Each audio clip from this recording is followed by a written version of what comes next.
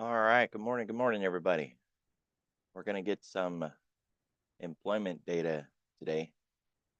Markets are still exuberant about getting their rate cut, but it's a narrow focused rally. It's really just the Mag 7 that's getting any love out of that. So Asia, slightly green, gets less so into Europe, and then red into the US.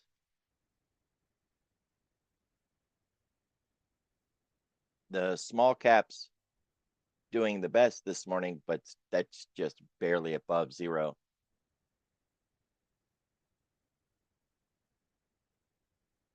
Now you can see we're getting a delayed report on some of this, but we'll take what we get. By the morning, we're basically done. We got the 1 year auction this afternoon with the 5 year, and then really that's it.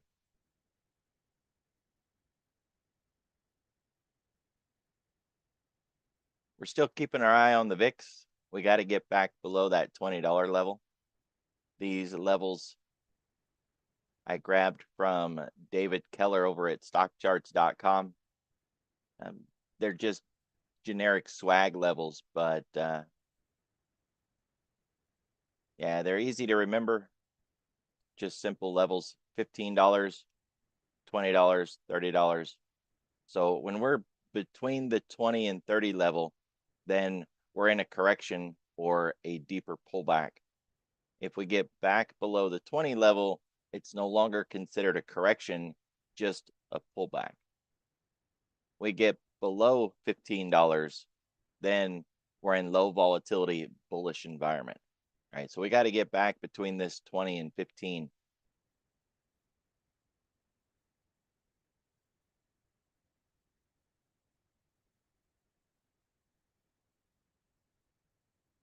CTA positioning is in green, S&P is in white, getting a little bump here to the upside. Now this chart goes back to January 2024, so it's sort of a bigger picture view, and it's got the S&P behind it. If you look at Gamma Labs, they've also got CTA positioning, and this is basically December into 2025. So there's the March, April lows, the rally up, a little bit of a pullback here. It shows them much closer to zero in this point, but their starting point is different, right? So it all just depends on where you started your tally. So if we were to look at it from, where were we in December? Slightly above zero, went negative into the April lows, got back above zero by the end of May into June, topped out. Now we're back basically to the allocation we were at last November into December. CTAs are at the same spot now as they were a year ago, if we were starting the calculation a year ago. So it just a little bit of a perspective, right? This chart isn't wrong. It's just got a longer time frame on it. But this is November, December, January, and this is where we're at. So they're kind of telling you the same thing. After all the running around like a hamster on a wheel, we're right back where we started.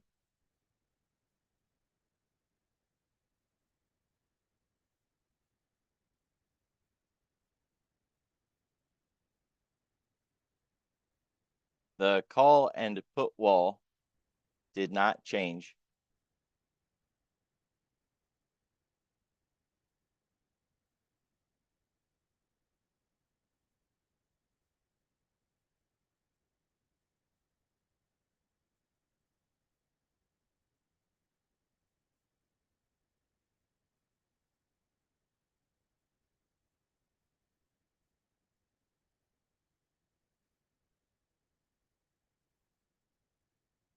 The other levels did, though.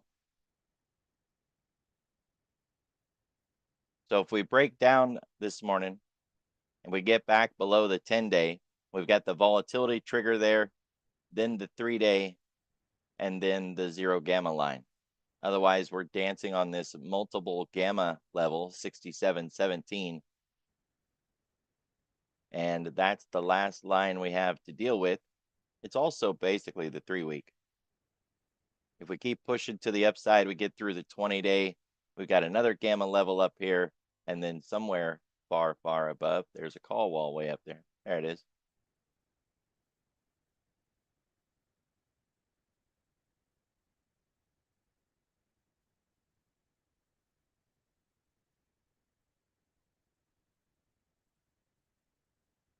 There's been a lot of talk about where we're at right now and whether or not we should go long. There's a lot of reasons to think that we're going to have a weak December and get into the new year and, just really struggle to get anything going.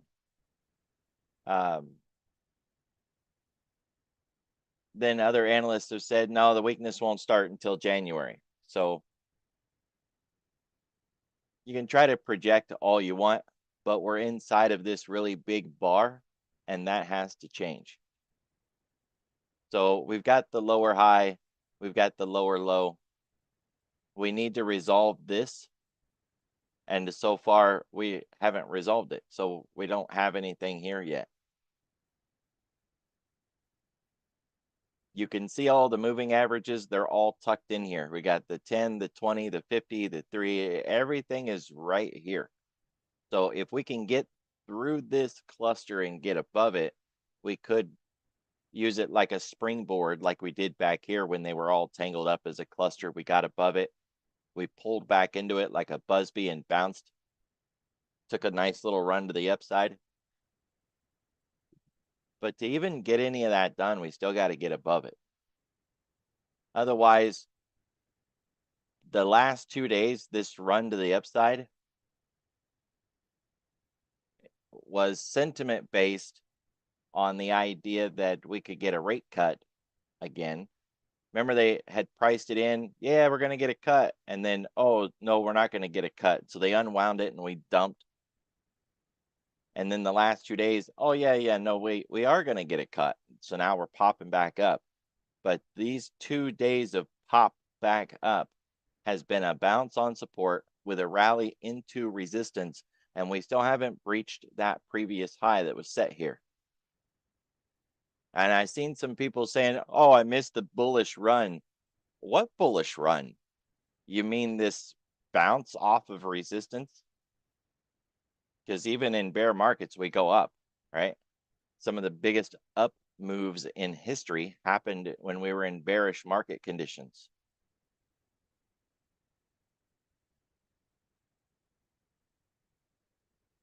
Get outside of that big red bar, and then we've got this pivot here to deal with.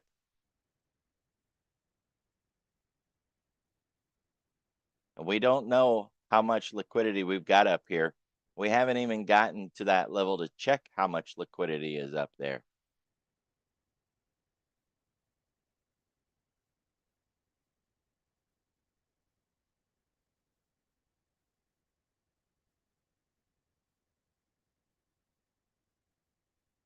So one thing at a time.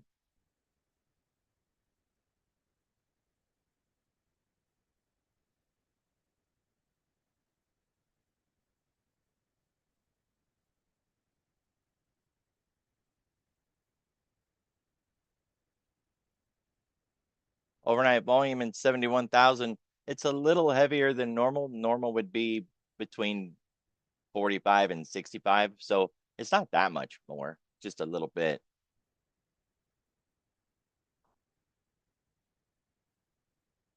It was relatively ugly price action last night, too, all things considered. If we were looking for a decent move through the kill zone or any sort of reciprocation from that move, didn't really get anything nice looking. And I mean, as you can see, it's just a choppy, violent mess.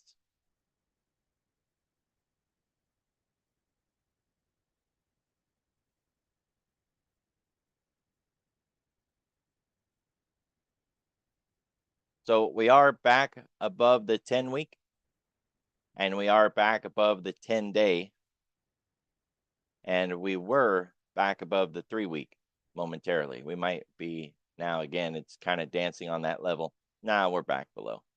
So just crisscrossing back and forth right there. We got to get back above the 10-week and keep it for a broader market bias.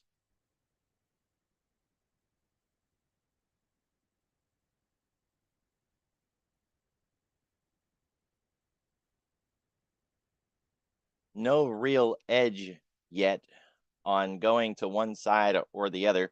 These two red lines are the average daily range, which right now is around 100 points. So from where we opened last night at 6 o'clock, we could move 50 points higher, 50 points lower, and that distance between those two would be the 100 points. If we're doing what we normally do, which is price just making a wave either to the downside or to the upside. If we got bullish and moved the full ADR in a single direction, then from the 6 o'clock open, we could get bullish and move 100 points to the upside, or bearish and move 100 points to the downside. It still would just be a part of our average daily move. So 100 points up or down isn't going to be considered excessive, extreme, too much. That's just the normal move.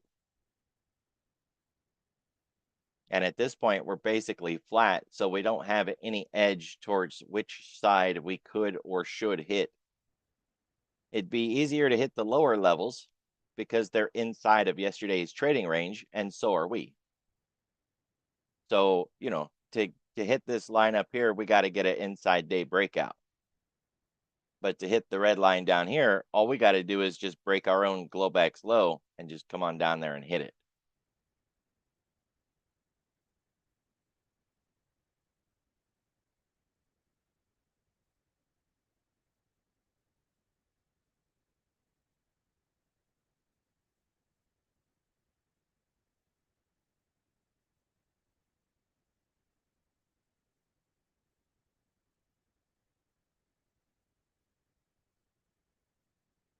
We're back above the weekly pivot point, and yesterday was an MDP, so we made it the whole day without hitting that pivot, and that counts. Today, so far, we've got the MDP, but it won't count yet, right? We have to get through the entire day and then look back and see that it was a MDP. I like that the one that we have is off of the lows, right? That we're turning around and working our way back up. So this was the turnaround day. Not really a surprise that we didn't have an MDP there because we had to cut through the pivot point on the way back up. But the next day, which was yesterday, it's an MDP, right? So we had a missed daily pivot down here that we didn't hit. And so far we're holding above it. So that's the kind of count that I want, right? That we're getting such a count after a swing low, working our way back up. And remember, after swing highs, we get wicks across the top. And after swing lows, we get wicks along the bottom. That works for any time frame, even though we normally talk about that on the intraday. So we're getting a little bit of a wick. It's what we expect, but the swing low is in focus. Whether this swing low is a Morningstar reversal or not, this time it was, but it doesn't have to be. Could have been a 3-bar or a 2-bar swing low, complex swing low, complex standard, complex non-standard. Well, it's just a long list. But we're still inside that big red bar. So even if it was the perfect swing low, we still got to get outside that box.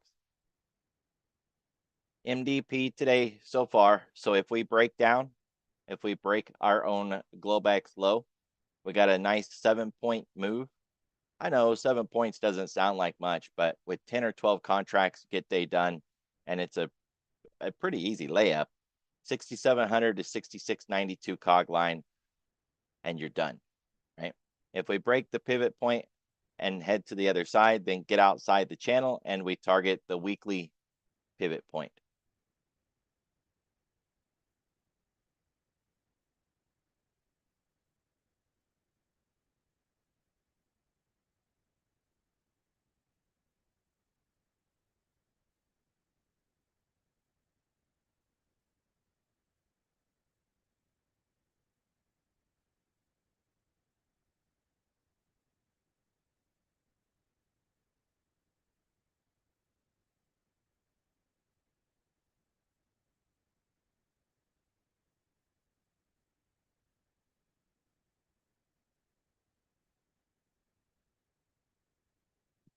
67, 62 is R1.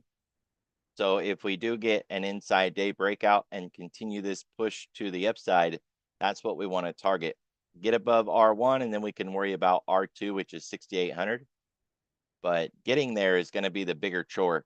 The problem is if we get there and we can't keep it, if we can't get above it, we're likely going to reject and then come back in the other direction.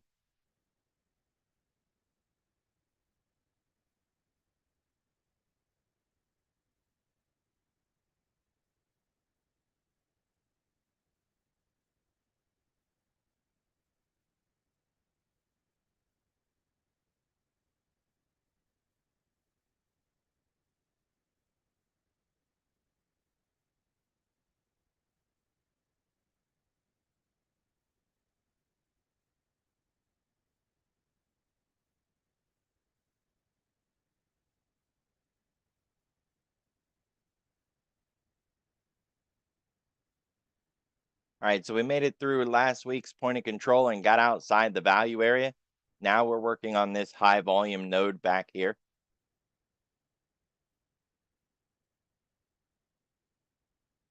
The lower edge of that zone is the 6750 area.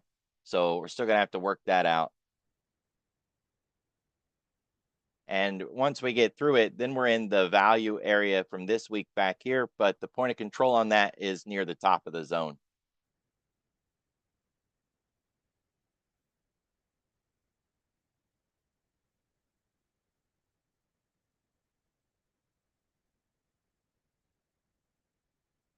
It's like we continue to talk about, there's a lot of resistance, a lot of trash, a lot of levels we've got to work through overhead.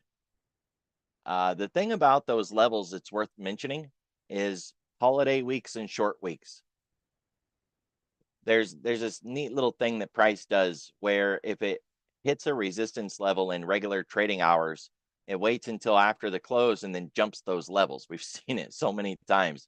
Well, the same kind of shenanigans can happen on short weeks. Short weeks are like, they're like closed sessions and profiles get muddy. We start to overlap them.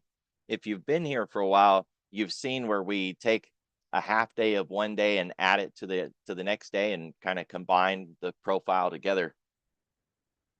So these sort of resistance zones can be jumped a lot easier in these low volume short week sessions.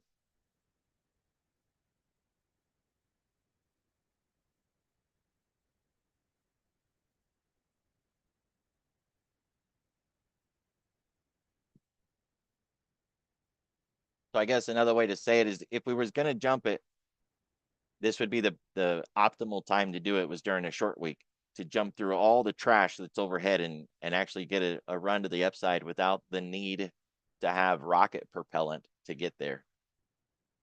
10-day, 30-minute volume profile in TPO. This is really ugly. And the TPO is not that bad, but the volume profile is just a huge mess. So we do have the point of control underneath this. That's a good start. You can see this high volume node, that 67, 65 area. That's in focus. It's where we're headed if we try to break above our own Globex high, make a run for it. Even if we do get through there, got another shallow area, then it builds back out around 68.75 with a smaller speed bump, 68.50. We've been running those 50s, so it's not a surprise that we got some sitting here. And of course, that 67.50 is where this speed bump is at. Right, it's on the other side of 50, but getting through 50 to get into that is going to be the tricky part. So it's just a big mess. We're going to continue to wipe these candles off on the left. So by the end of the week, if we haven't made it back above 6,800, then our 10-day window is going to be much smaller, right? It's going to be this 300-point range. And that's still a pretty good size range for a 10-day window.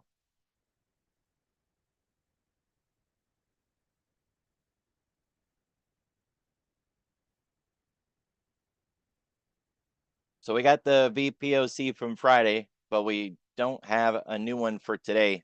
if you look at where we would have laid one out, the initial IB printed all over that zone. So we don't have a VPOC for today.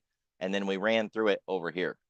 Now the textbooks are going to tell you to carry that line forward either way, right? I've got enough pivot points, but if you don't have enough pivot points and you want some more, the textbooks will say, bring forward the value area high, the value area low, and the point of control from the previous day's profile, whether or not they've been hit. One of the reasons I don't do that is a lot of times either the value area high or the value area low will line up with yesterday's high or yesterday's low. And I'm already looking at that level. Yesterday's high was also 32 cog, so I would have been looking at it anyways. The point of control from yesterday, yeah, it very likely still has some value to it, especially since we've only been hitting it in the after hours, and a lot of analysts won't count that. They want to see it hit in the regular trading session. So it might have some value to it, but the main thing is just looking left and trying to understand where the various players were at and if there's any levels of liquidity we've got to deal with.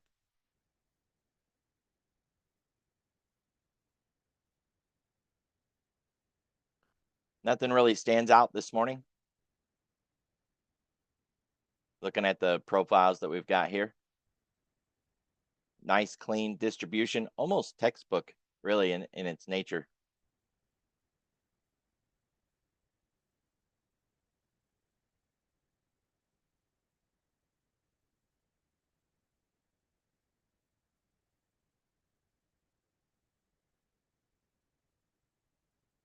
All right, we're back above the 10-week. Whether or not it holds is going to be completely different. But really, if we were going to expand for more than just a session, we should have stayed below, right? So that's a little bit of encouragement. It's not a lot. We can see examples where we dipped down, came back up, and then really dipped down. But we don't have a lot of those. A couple of instances. There's 1, 2, 3. So more often than not, if we're going to have a sustained move to the downside, we just go get the thing. And we didn't. We dipped down and we came back up. So it still needs to play out, but that is a little bit of encouragement looking left at previous examples of getting below the 10-week.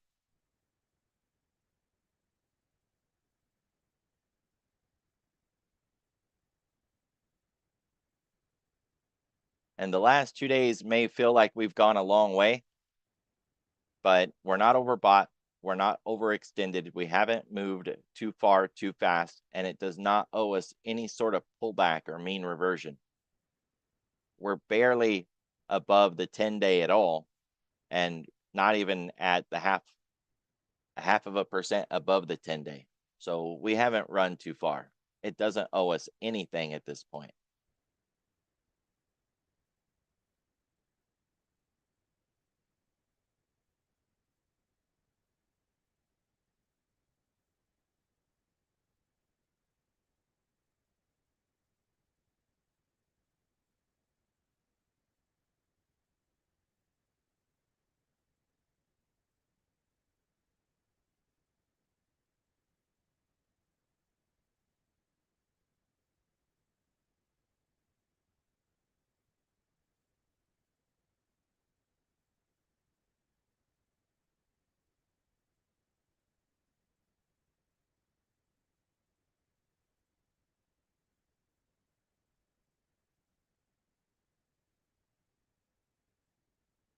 Looking at what's down this morning, Bitcoin's down.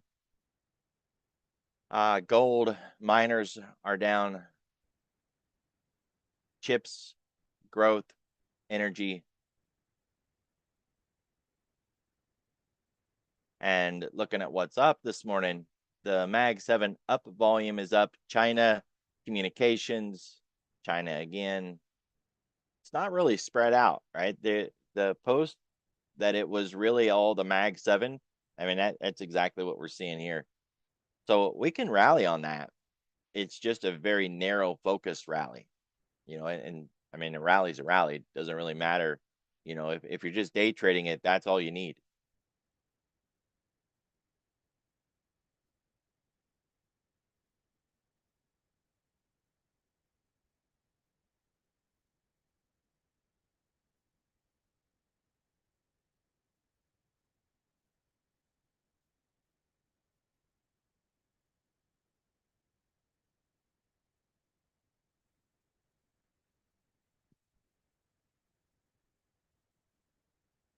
So we got nat gas, crude, Bitcoin, gold miners, energy, tech, miners again, chips, energy, pot stocks, silver, all down.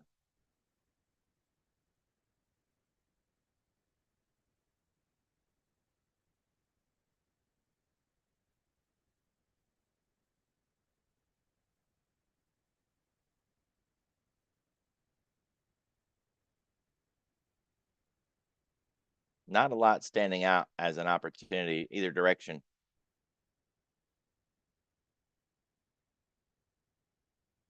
So same today is same as always.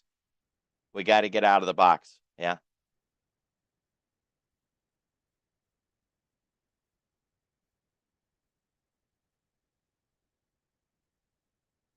Now I get it. I hear from people every week that says, well, why don't I just trade inside the box? Hey, you do you. If you like that sort of price action, if you want to trade inside the box, trade inside the box.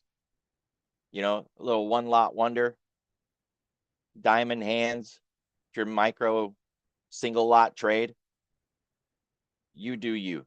If that looks enticing, don't let me stand in the way. Otherwise, if you don't want to trade this, as much as it's captain obvious, if you don't want to trade this, you got to get out of the range. Now, maybe the getting out of the range is just a reversal and we come back in, but that'll be tradable.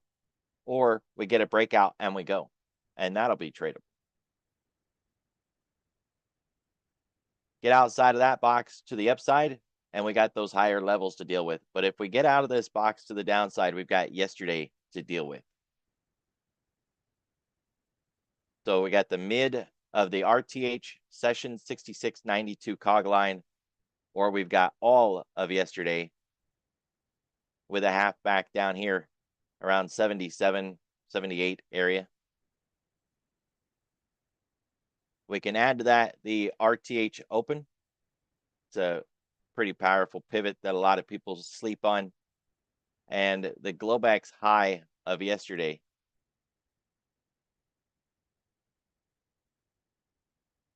Looks like that spot right there.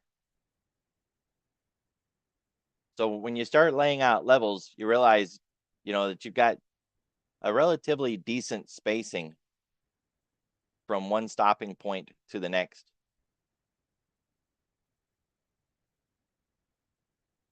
At 6632 cog line, we wouldn't need that one anyways. But we did drop down and get that gap closed.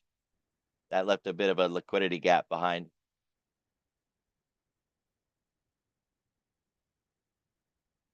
And if you're going to run my 111 and 1236 and you try to attach that to a very narrow range, don't be surprised if it breaks out and runs you over, right? Because when price breaks out of a narrow range, a lot of times it's going to make its run. It's not going to do a reversal out of a narrow range. Unless the narrow range isn't done yet and it's just reversing and going back inside of its narrow range. Right? Like this narrow range that we had, and then the breakout, fake breakout, the reversal back in the other direction. It's a pretty simple day, all things considered, but it's a holiday week. There's a reason that people take the entire week off in holiday week trading. I'm not saying that you won't find good setups or that you shouldn't trade, because, I mean, if there's something to trade, why not trade it? But if you're newer to trading and you're already struggling, this isn't the week that you want to go in and try to flex your new skills. is very likely not going to work out very well. Keep your eye on the clock. Those data points that are going to come in at 8:30 are very likely the biggest ones. But we've got data coming all the way until after lunch with the auctions, and then we're free through the afternoon session. So 0-day flow at that point. If we're going to get anything this afternoon, that'd be where it'd come from. 0-day flows. So what I got for you guys, be careful, be safe. I'll see y'all tomorrow.